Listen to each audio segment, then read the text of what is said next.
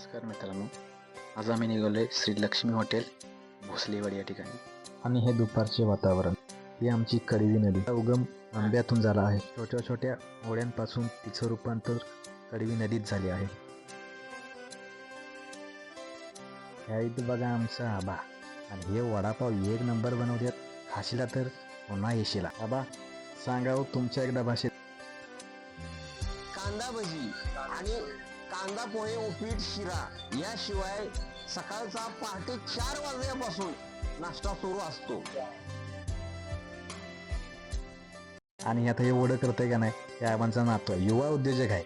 ते पण तोंड दाबीन झालंय म्हणून पण करतंय, वडापाव जोरात करतंय. बघा एकदा या आणि या लक्ष्मी हॉटेलला भेट द्या. बघा कसं पोरं ओढं करतंय ते.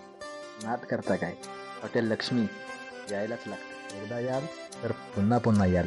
हॉटेल लक्ष्मी.